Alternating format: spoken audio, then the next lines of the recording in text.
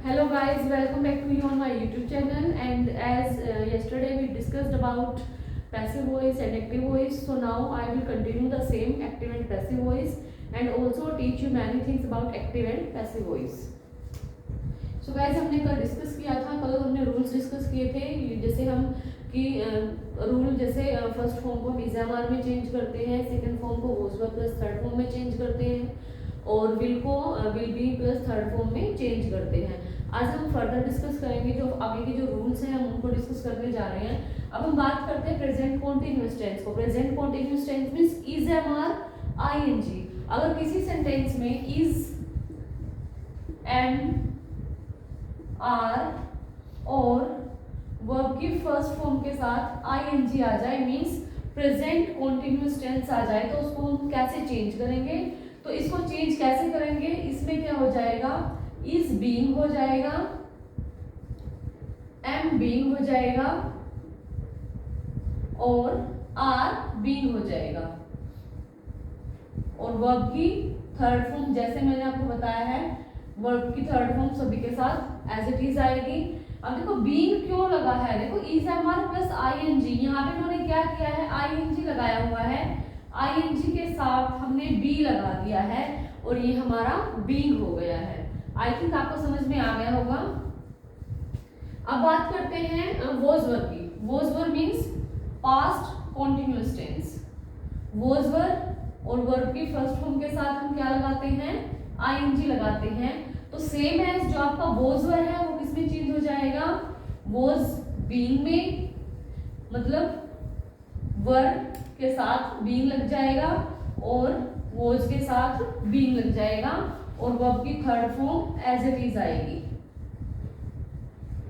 I hope आपको समझ में आ गया होगा. अब हम डिस्कस करते हैं नेक्स्ट. अब इनकी एग्जांपल डिस्कस करते हैं. फर्स्टली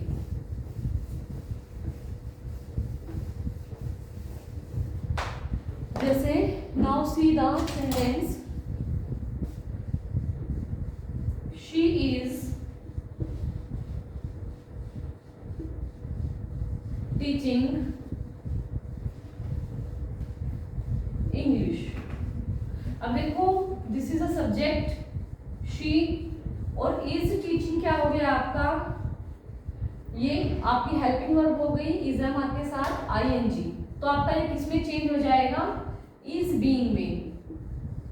इज बीइंग क्यों आएगा, क्योंकि जो आपका ऑब्जेक्ट है, ऑब्जेक्ट आपका सिंगुलर है, तो सिंगुलर ऑब्जेक्ट होने के वजह से यहाँ पे इंग्लिश के साथ इज बीइंग आ जाएगा. ठीक है. और सबसे पहले देखो यहाँ पे क्या सबसे पहले आएगा, इंग्लिश सबसे पहले आएगा एज ए ऑब्जेक्ट, क्योंकि पैसिव में हम क्या करते हैं, पैसिव में सबसे पहले हम ऑब्जेक्ट उठाते हैं, फिर हेल्पिंग वर्ब उठाते हैं और हेल्पिंग वर्ब के बाद वर्ब की थर्ड फॉर्म लगती है and then by and then plus subject आ जाएगा. अब देखो इसको कैसे चेंज करेंगे. इंग्लिश, इंग्लिश आपका एक है, सब्जेक्ट है, लैंग्वेज है, इंग्लिश इज बीइंग. अब टीचिंग का थर्ड फॉर्म हो जाएगी taught,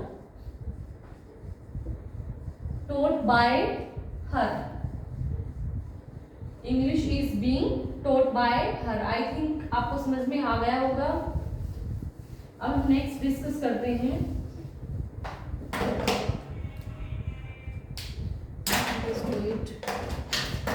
next, he was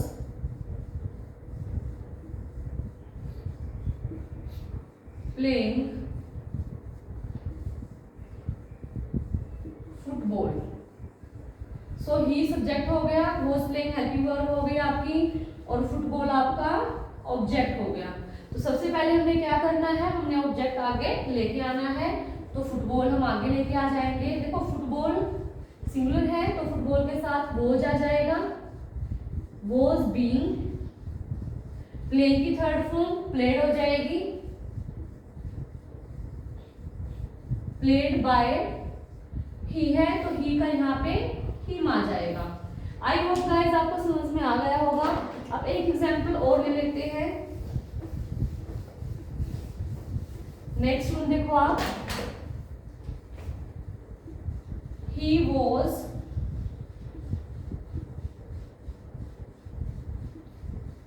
plucking flowers।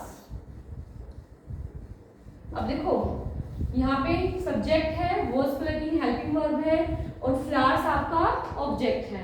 लेकिन आपको एक चीज का ध्यान रखना है, यहाँ पे was लगा हुआ है लेकिन आपको was वर्ब ऑब्जेक्ट के हिसाब से लगाना है। फ्लावर्स मीन्स एक से ज्यादा है आपका, तो यहाँ पे आप ऑब्जेक्ट के साथ was न लगा के वर्ब लगाओगे। Flowers were being plucked by him, ये आपका हो जाएगा। एक चीज का बिल्कुल ध्यान रखना है, देखो जरूरी नहीं है कि जो हेल्पिंग वर्ब यहाँ पे सब्जेक्ट के साथ लगी हो वही आप यहाँ पे लगाओ। आपको हेल्पिंग वर्ब लगानी है ऑब्जेक्ट देख के। अगर आपका ऑब्जेक्ट सिंगुलर में है तो आप सिंगुलर हेल्पिंग वर्ब लगाओगे, अगर आपका ऑब्जेक्ट प्लूरल में है तो आप प्लूरल हेल्पिंग वर्ब लगाओगे। जैसे यहाँ पे फ्लावर्स एक से ज्यादा है तो आपने वोज ने लगा के यहाँ पे वर्ब लगाना है।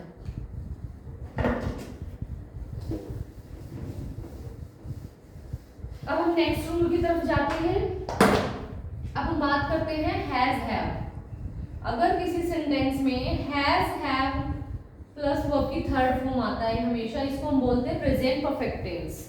अगर हैज हैव प्लस वर्ब की थर्ड फॉर्म आ जाए तो आप इसको किसमें चेंज करोगे? हैज बीन और हैव बीन, मींस इनके साथ बीन लग जाएगा और वर्ब की थर्ड फॉर्म तो ऑलरेडी आपको इसके साथ भी लगी हुई है और अकॉर्डिंग टू रूल आपको वर्ब की थर्ड फॉर्म यहाँ पे अप्लाई करनी है। अब नेक्स्ट हम बात करते हैं हैड। अगर हैड आ जाए तो क्या हो जाएगा आपका? हैड बीन प्लस में वर्ब की थर्ड फॉर्म। अगर विल हैव आ जाए तो क्या हो जाएगा?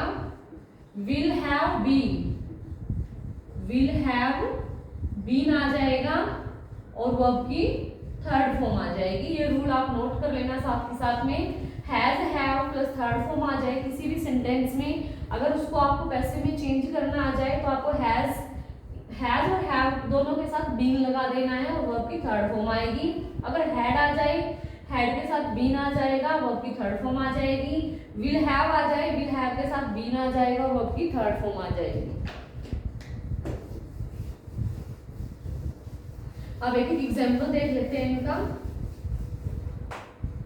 देखो, she has taught a story। उसने हमें एक स्टोरी सिखाई है। यहाँ पे taught का मीन्स सिखाना। अब क्या आ जाएगा? a story has been taught by her आ जाएगा। अब देखो अ स्टोरी यहाँ पे ऑब्जेक्ट है, हैज के साथ हमने स्टोरी सिंगुलर है तो हमने हैज लगाया, हैज के साथ हमने बीन लगाया, वर्ब की थर्ड फॉर्म लगाई टोट as it is and then by her. I think आपको समझ आ गया होगा। अब हम नेक्स्ट करते हैं बात हैड की।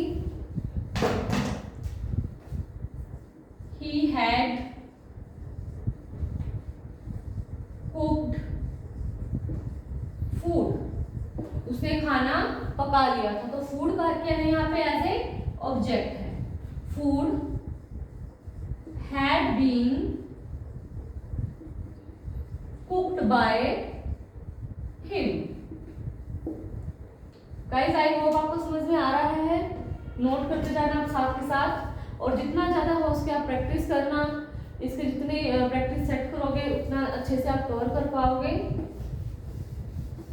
So that's enough for today and I hope mostly आपके जो पैसिव वॉइस हैं कंप्लीट है। कुछ रहते हैं उसमें मे बी मेरे हिसाब से 4-5 रूल्स रहते हैं, वो आपको नेक्स्ट वीडियो में डिस्कस करूंगी। Thank you, have a good day.